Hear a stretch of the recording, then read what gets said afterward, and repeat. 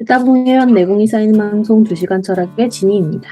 예, 돌풀입니다. 저희는 요한네스 헬슈베르거의 서양 철학사 학원 근대화 현대 읽고 있고요. 지난 시간 현상학자인 후설에 이어서 이번 시간은 셸러를 다뤄보도록 하겠습니다. 806쪽이고요. 바로 읽겠습니다. 예나 미넨, 쾰른 등의 여러 대학들에서 가르치다가 마지막에는 프랑크푸르트 대학 교수를 지낸 막스 셸러는 후설이 자기의 내재 철학으로서 울타리 쳐놓고 있던 좁은 영역을 벗어나 이 내재 철학을 가치, 인간, 세계, 신 등과 같은 커다란 주제로 접근시켜 나감으로써 현상학을 완성했다. 셸러는 처음에는 자기가 교수 자격을 취득한 예나 대학의 오이켄 영향을 받았고, 오이켄처럼 단순한 감각적인 생명을 관념적인 세계에 의해서 순화하려고 했었다. 그러나 그는 얼마 안 있어 현상학자들을 만나게 되어 현상학의 직관적, 기술적 방법. 제가 직관적인 사람이거든요. 제가 INFJ인데 직관이 강해요. 근데 그래서 후설도 직관적이었죠. 근데 이 사람도 셸러도 직관적이에요. 직관이라는 게 딴 게 아니라 번개처럼 생각이 팍팍 떠오르는 거잖아요. 갑자기 번쩍번쩍하면서 아이디어가 떠오르는 거예요. 그거를 기술, 일기처럼 적어요. 직관적이고 기술적인 방법. 이제 현상학이 이게 나 같은데? 제가 딱 이런 기질이라서 직관적이고 기술적인 방법을 윤리학에 적용하게 되었다. 이렇게 함으로써 그는 칸트의 형식주의와 법칙 윤리학에 반대되는 칸트가 계속 거론돼요. 아까 후설에도 그렇고 실질적 가치 윤리학의 창시자가 된다. 셸러가 재주 있고 매력적으로 발전시켜 나갈 줄 알았던 것은 새로운 윤리적 인격주의다.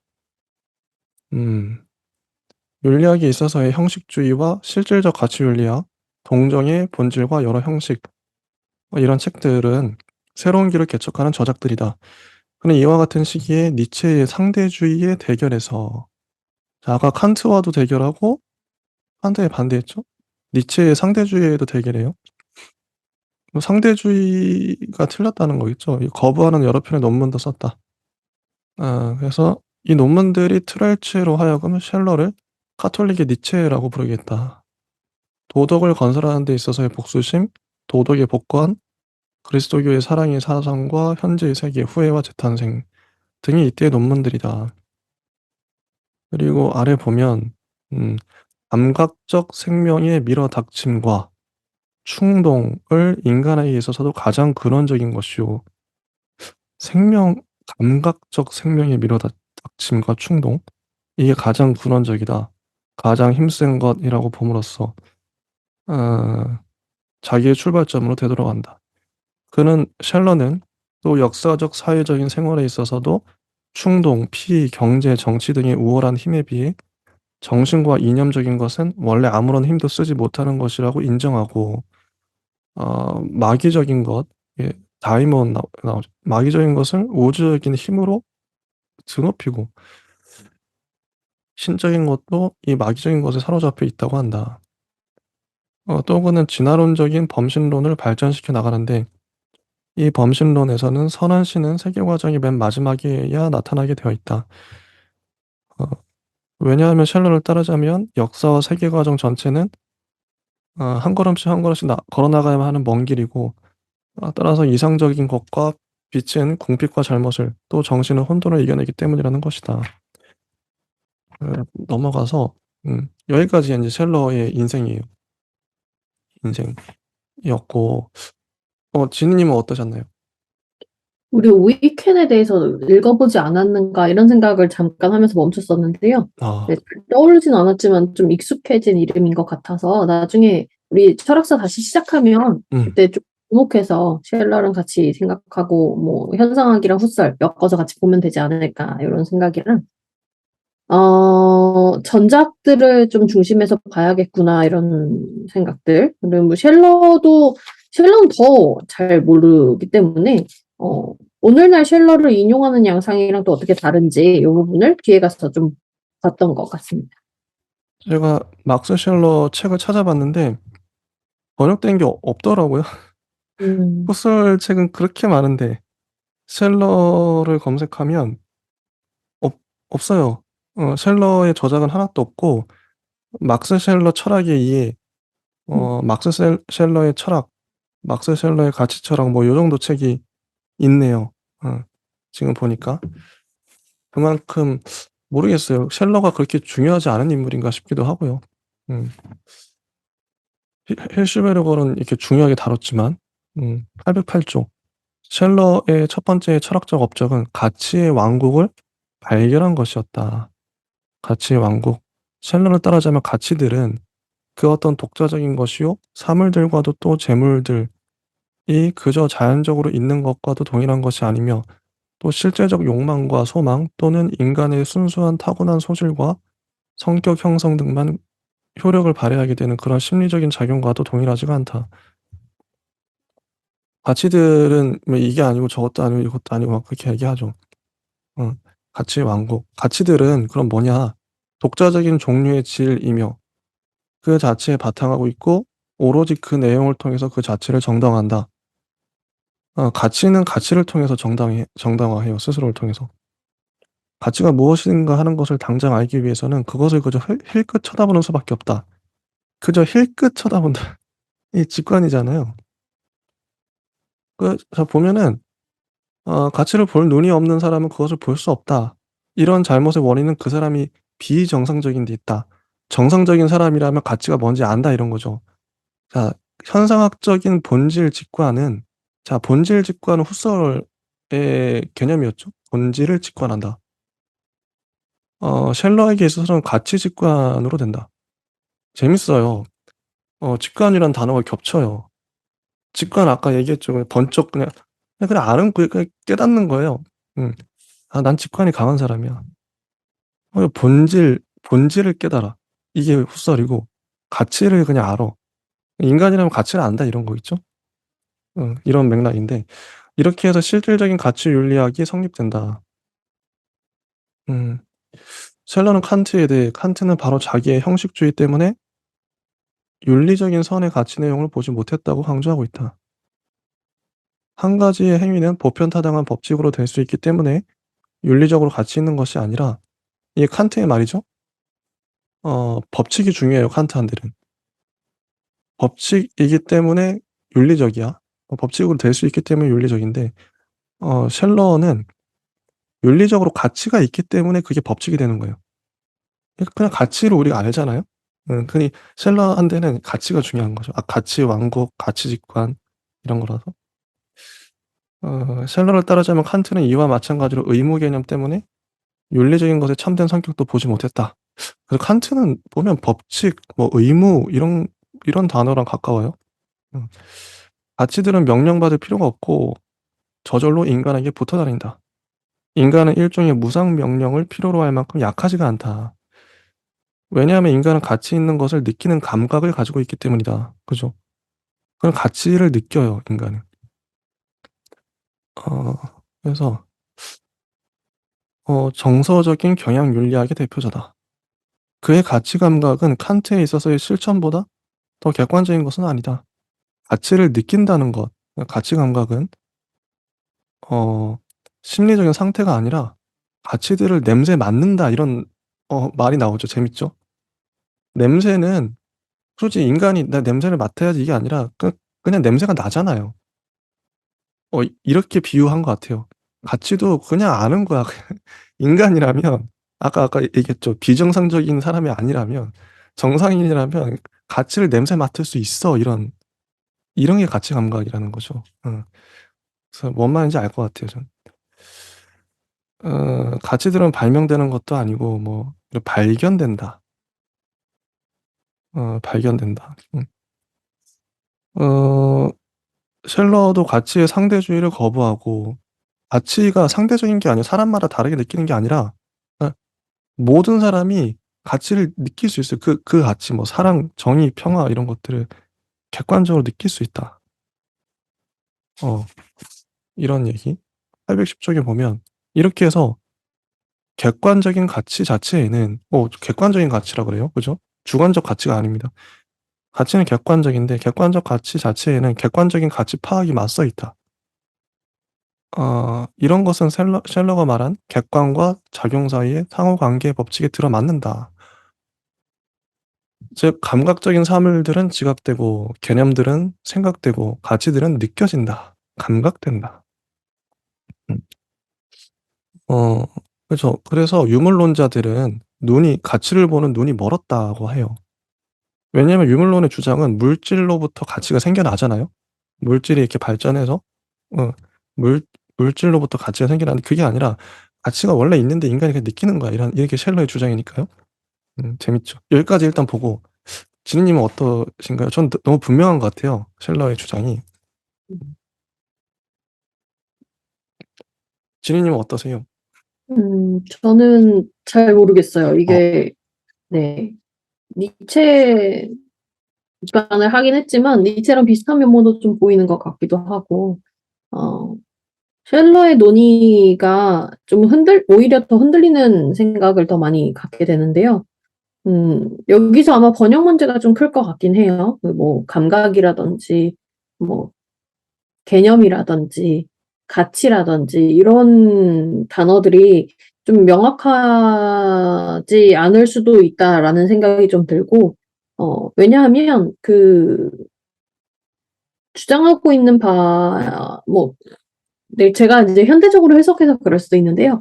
가치평가라고 한다면 이제 좋다, 그르다, 싫다, 뭐 이런 내용들일 텐데, 그게 어떻게 상대적이지 않을 수가 있지? 여기서부터 좀 시작을 하게 될 것 같고, 선언적으로 그게 좋다, 싫다의 느낌이 있을 수는 있어도, 그 반응 자체의 연결 같은 것들은 사실상 다 배우고, 그런 개념들의 나중에 후발로서 따르는 것들이 분명히 존재하는데 이렇게 얘기할 수 있는가라는 생각들이 더 먼저 들고, 물론 여기서 얘기하는 맥락은 알겠으나 그 맥락에 대한 뒷받침을 어떻게 했을까? 요런 지점들에 대해서 계속 의문이 드는 그런 문단이었습니다. 좋습니다. 자, 810쪽 두 번째 문단을 보면요. 가치 감각에 대한 셸러의 관심은 윤리적인 관심뿐만 아니라 정서의 철학과도 긴밀한 연관을 맺고 있다. 아까 뭐 가치의 왕국 얘기하는데 정서의 철학, 그럴듯하게 얘기를 잘해요. 이 정서의 철학은 정서적인 삶의 의미 법칙, 즉, 뭐 동정, 사랑과 미움, 수치 감정, 불안과 공포, 명예의 감정 등의 본질과 여러 형식들을 연구한다. 그래서 쭉 뛰어넘어서 811쪽 보면 셸러가 동정에 대해 가지고 있던 관심은 동정은 공감이라고 합니다. 공감에 대해 가지고 있던 관심은 단순히 심리학적인 것이 아니라 형이상학적인 것이다. 그에게 있어서는 동정, 공감의 여러 현상들이 한편으로는 감각적, 심리적인 삶의 또 다른 한편으로는 인식적, 정신적인 삶의 근원적 현상이요. 이러한 한에 있어서는 첫 번째가는 형이상학의 요인들이다. 어, 쭉 아랫문단 보시면 사랑의 여러 형식들에 관한 이론은 인간의 인격에 관한 철학의 본질적 구성 요소다. 셀러는 인간의 인격적인 존재를 옛날 사람들이 기체라고 일컬었던 그런 형이상학적 존재의 상태라고 보지 않는다. 만약에 그렇게 본다면 인간은 여러 사물들 중에 하나에 지나지 않게 되기 때문이다. 또 인격은 심리적인 작용의 총합과 같은 것도 아니다. 왜냐하면 이런 심리적인 작용들은 인격이 이용하는 수단에 지나지 않기 때문이다. 자아와 성격도 이미 완성되어 있는 것으로서 인격적인 존재와 구별된다. 인격을 인격이게끔 해주는 것은 오히려 가치들이다. 인격은 끊임없이 행위하는 것, 즉 행위다. 이 행위는 인과적 결정, 즉 유전인자나 성격이나 세계 등의 지배를 받지 않는다. 오히려 이 행위는 자유 안에서 가치의 세계를 붙들고 인간의 그 궁극적인 가치에 있어서 바로 인격으로서 형성해 준다. 인격은 있는 것이 아니라 가치들을 실현시킴으로써 되어가는 것이다. 이런 인격적인 행위는 근본적으로는 마음의 내적 질서에 알맞는 그런 사랑이다. 이런 사랑은 가치의 세계에 참여하는 것으로서 결국은 하나님이신 근원적 인격에 참여하는 것이다. 어, 가치, 아까 가치를 직관한다 했잖아, 인간이. 정상적인 인간이라면. 가치를 직관하고 그 가치에 영향을 받아서 내가 그 가치를 닮아가는 거죠. 되어간다. 가치를 실현시킴으로써 인격이 형성된다. 그 행위, 가치를 행위함으로써. 이런 것 같아요. 셜러의 인간관, 뭐 세계관. 셜러의 인격주의는 우주에 있어서의 인간의 위치에 관한 그의 학설의 본질적 요소로 된다. 인간은 가치 감각과 본질에 관한 알을 가지고 있다. 본질 직관도 갖고 있고 가치 직관도 갖고 있어요. 바로 이런 점에서 정신이 있게 되고 이 정신을 통해 인간은 동물과 구별된다. 셜러를 따르자면 동물도 깊이 생각하고 목적을 헤아리며 강교하다는 뜻으로는 지성을 가지고 있다. 그러나 동물은 진리와 가치에 대해서는 아무런 관심도 가지고 있지 않다. 어, 그런 것 같아. 동물은 진리와 가치를 모르죠. 관심도 없죠. 인간은 본질과 가치를 직관하는 정신을 통해 순간의 좁은 시야와 욕망을 넘어서며 존재와 당위가 그 자체로서 있는 그대로를 보게 된다. 따라서 인간에게 있어서의 선천적 직관, 본질 인식을 부정하는 사람은 자기도 알지 못하는 사이에 인간을 동물로 만들어 버린다. 정신은 인간을 진리와 가치라는 관념적 영역에 얽어매므로써 인간을 세계로부터 풀려나게 해준다. 동물은 언제나 자기의 환경에 틀어박혀 있으며 지금 여기에 충동에만 따른다. 또 동물은 다른 생명체와 마찬가지로 그저 한 토막의 생명체에 지나지 않는다. 그러나 인간은 단순한 생명체가 아니라 일종의 과제이며 따라서 비로소 되는 것이며 바로 세계로부터 풀려나는 것을 통해서 인간으로 된다. 셜러는 인간은 정신이 되는 것이라고 말하고 칸트는 이성적인 존재라고 하고 실러의 인간에 관한 인격주의적인 파악에 직접적 영향을 받은 실존 철학은 인간은 실존한다고 말한다. 여기까지. 음, 셜러가 본 인간이에요. 지니님 어떻게 보시나요? 음. 어, 인격의 형성 이런 부분들은 오히려 저는 조금 재밌었고요. 어, 그게 이제 진짜냐 아니냐 아니면 뭐 이것을 비판하느냐 마느냐 뭐 이런 것과는 별개로 이런 생각을 했다는 것 자체가 되게 재밌고 음, 사실 오늘날의 인격에 대해서 논의를 해보자면 빈틈도 되게 많지만 이런 논의 자체는 되게 필요하다.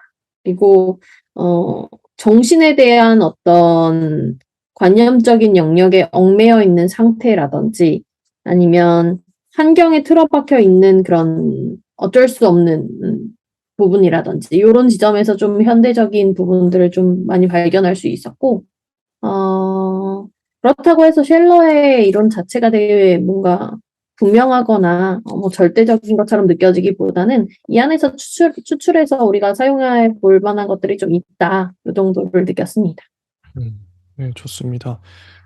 자, 813쪽 두 번째 문단을 보면요. 셸러는 절대로 정신을 과대평가하지 않는다. 오히려 그는 후기의 특징으로 되는 정신이 무력하다는 학설을 전개해 나간다. 정신이 무력하대요.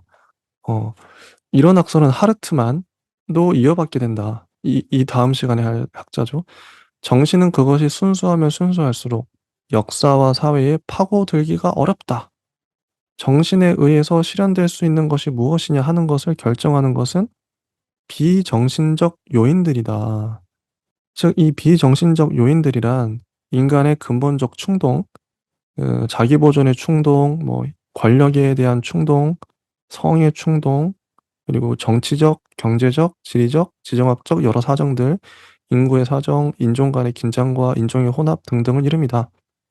이런 것들의 영향을 비정신적인 요인들의 영향을 정신이 많이 받는다는 거죠. 이런 것들 때문에 정신이 잊혀지고 만다.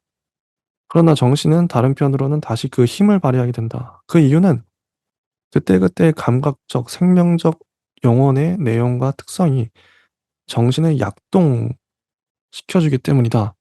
약동이 나왔어요. 배려구성이 떠오르죠. 엘랑이라서.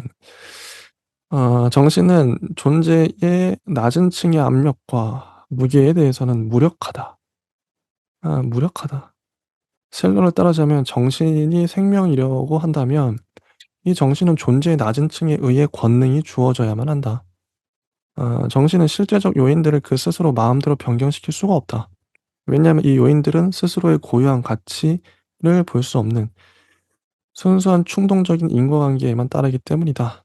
셜러를 따르자면 정신이 성공을 거두는 것은 물질적인 것과 모든 감각적 생명적인 충동을 스스로의 창조적인 구상 안에 끌어들이고 이런 것들의 도움을 받아 이런 것들이 없어서는 절대로 안 된다. 그 목표에 도달할 때뿐이다. 이 물질적인 것과 충동은 하부 구조, 요 수단이며 힘의 원천이다. 셜러는 정신의 층 밑에 깔려있는 층을 충동의 세계, 미러 닥침의 세계라고 했다. 그에 있어서는 이 충동이라는 개념이 정신이라는 개념과 마찬가지로 우주적, 형이상학적으로 중요한 것으로 전개된다. 양대 축인 셈인데요. 하부 구조에 의해서 상부 구조가 영향을 받는다. 상부 구조는 무력하다. 예.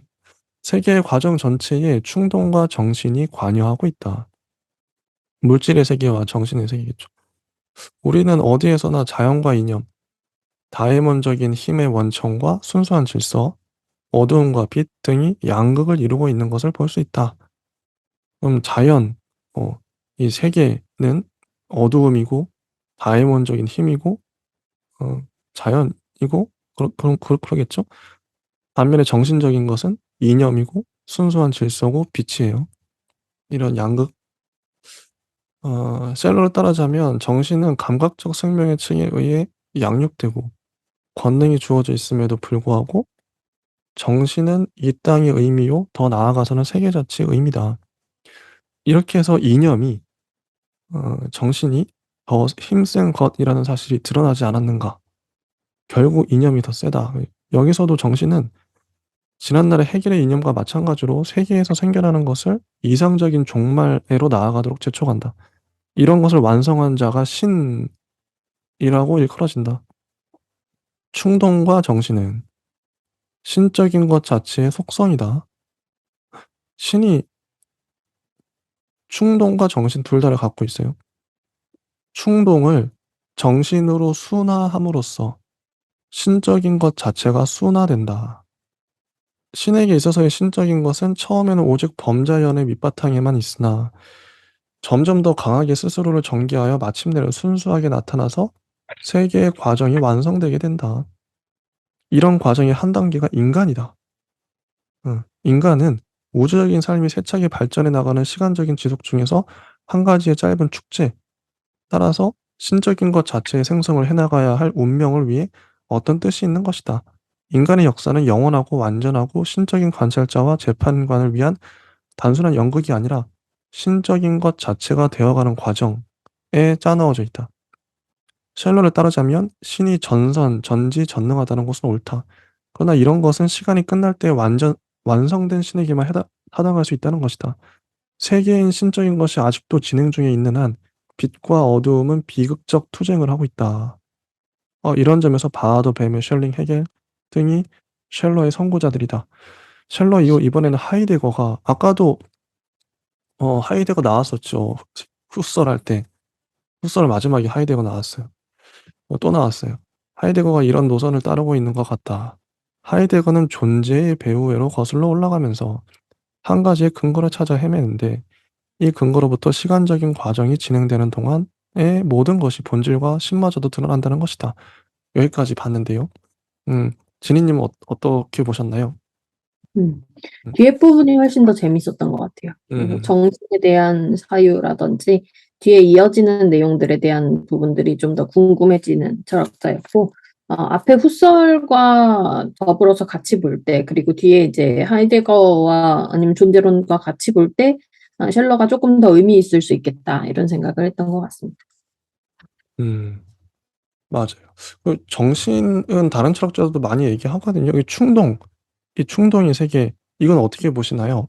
이게, 그 부분도 되게 재밌었고요. 음, 충동에 대한 얘기는 우리가 이제 이 철학사뿐만 아니라 철학사를 같이 가지고 가고 있는 이제 뭐 심리 철학이라든지 비판 철학이라든지 뭐 분석 철학 계열에서도 다른 동시대에 살았던 철학자들이 비슷한 주장을 했을 것 같아요. 그래서 그런 맥락들을 우리 지난 시간에도 좀 나왔었었는데 그런 정신이 좀 신격화된 부분들을 그럼 대체할 수 있는 무언가가 있다면 어떤 개념으로 대체를 해야 될 것인가 이런 맥락들을 같이 사유해 본다면 또 재밌을 수 있고 충동에 대한 개념이 또 셜러가 처음 등장시킨 개념은 또 아닐 것이기 때문에 그런 맥락들을 좀 따져봐야겠죠. 그랬을 때 우리가 오늘날 생각하는 현대 철학에서 말하고 있는 충동이 또 다른 걸 수도 있어요. 그래서 예비적인 어떤 정도의 개념만을 셜러가 얘기를 했는지 아니면 본격적인 개념 자체를 체계화시킨 것인지는 셜러의 주저를 좀 봐야 되지 않을까 이런 생각을 합니다.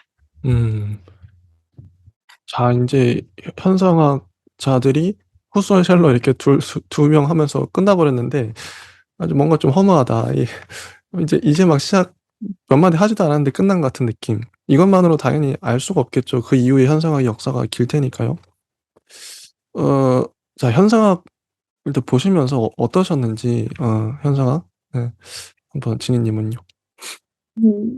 아무래도 현상학에서 얘기하는이라기보다는 좀 긍정하고자 하는 아니면 포커스를 맞추고 있는 개념이 좀 있을 것이라고 생각을 하고요. 그것이 정답은 아니더라도 현상에 집중해서 지금 오늘날의 현상이 어떠하다라고 말할 수 있는 토대 근거를 우리 의식 속에서 찾아야 된다고 저는 좀 정리를 해보고 싶은데 일종의 그냥 동일한 대상이나 동일한 추억이나 뭐 그 시간대를 같이 공유하고 있어도 다 각자 사람마다 다 다르게 좀 기억을 하고 좀 어떤 것을 더 중요하고 덜 중요하게 기억하고 편집하고 있어서 그런 기억들이 오늘날 다시 꺼내봤을 때 이런 현상을 만들어낼 수도 있다고 생각하기 때문에 여기서 상대주의에 대한 어떤 비판적인 부분들 아니면 그 맥락을 우리가 그냥 단편적으로 읽어서 그럴 수도 있지만 그 상대적인 면모를 완전히 무시하거나 그럴 수는 없고 그 맥락들을 어떻게 안고 현상학이 더 발전했을지 이런 부분들을 좀 더 봐야 되지 않을까 싶고요. 그 안에서의 이제 좀 주목해야 될 부분은 우리가 스스로 생각하는 바, 뭐 관념적인 부분이든 의식적인 부분이든 그런 것들은 분명한 우리의 지향점을 가지고 있다는 뜻인데 그 지향점이 누구에 의해서 어떻게 형성되는지 그리고 이제 현상이 어떤 형태의 구성을 취하고 있다면 그 형태 구성에 기인하는 요인들은 무엇인지에 대해서 좀 더 자세하게 설명해 놓지 않았을까 싶은데요. 그런 맥락들을 기억을 잘 해놨다가 나중에 현상학에 대한 책을 본격적으로 본다면 좀 정리를 해볼 수 있지 않을까 싶습니다. 네, 저도 현상학이라는 학문 자체, 그리고 후설이라는 사람 자체에 대해서도 호기심이 많이 일고 나중에 한번 진짜 깊게 공부를 해보고 싶습니다. 저랑 결이 잘 맞는 것 같아서. 자, 일단 여기까지 셜러 현상학 여기까지 하고요. 저희는 또 다음 시간에 찾아뵙도록 하겠습니다. 감사합니다. 감사합니다.